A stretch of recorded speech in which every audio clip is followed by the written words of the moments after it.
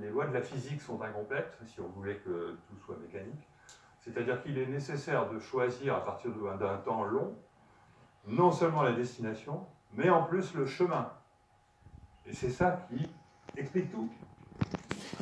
Mais avant de vous expliquer pourquoi c'est ça qui explique tout, je vais essayer de vous faire comprendre, pour la première fois, dans une conférence, en supposant qu'il y ait quelques... C'est vraiment facile, hein, c'est de niveau, même pas bac, hein, c'est de niveau lycée et encore. Bon. On va considérer que voilà, le trajet d'une boule de billard, d'accord? Mais au lieu de dire on va utiliser les lois de la mécanique pour calculer ce trajet, on va dire ce trajet, il se calcule très simplement.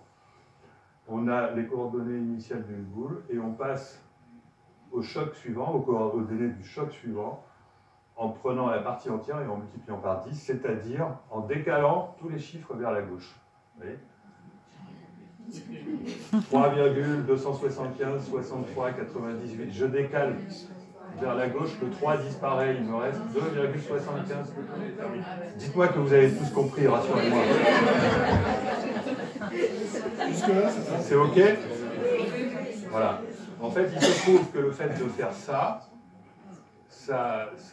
crée un comportement qu'on appelle non linéaire du trajet de cette boule qui ne suit pas les lois de la physique, mais qui, finalement, du point de vue des propriétés, se retrouve avec les mêmes propriétés, c'est-à-dire qu'au bout d'un certain temps, elle a une marche aléatoire, et que donc, par contre, c'est beaucoup plus facile à le comprendre, et ce qui est intéressant là-dedans, c'est qu'on voit la perte d'information. Vous êtes capable de comprendre la perte d'information.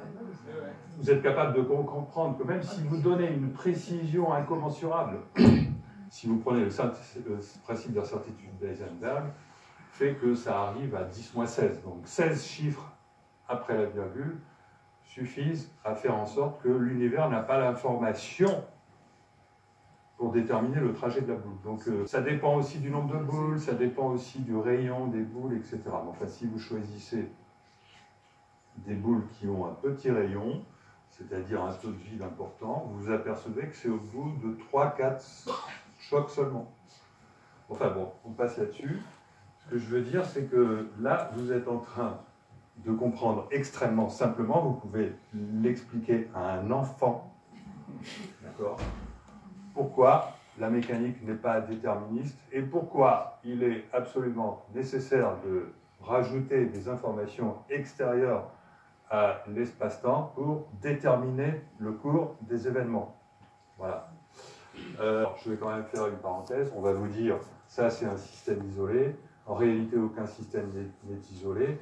Et effectivement, vous prenez un système, il va recevoir de l'information de l'extérieur. Même si vous l'enfermez à l'intérieur d'une boîte, il va quand même recevoir de l'information par rayonnement.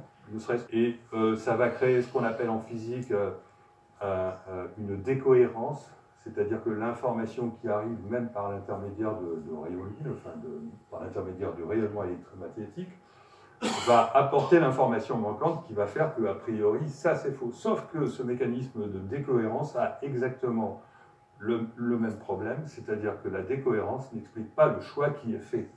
Donc ça ne change rien. Il y aura dans tous les cas une myriade d'évolutions possibles de votre cours. C'est-à-dire que la décohérence, ce n'est pas un bon argument. Donc ça, c'est pour les... Je dis ça, c'est pour les physiciens. Et donc, voilà. Donc, je fais des raccourcis terribles dans cette conférence parce que j'essaie de vous parler à la fois de choses qui sont très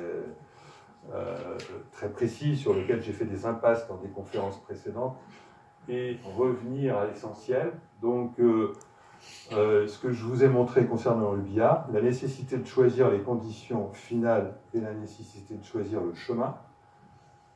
Le choix du chemin, c'est nous, c'est vous, c'est moi, c'est votre conscience, c'est le présent. Le chemin se choisit dans le présent.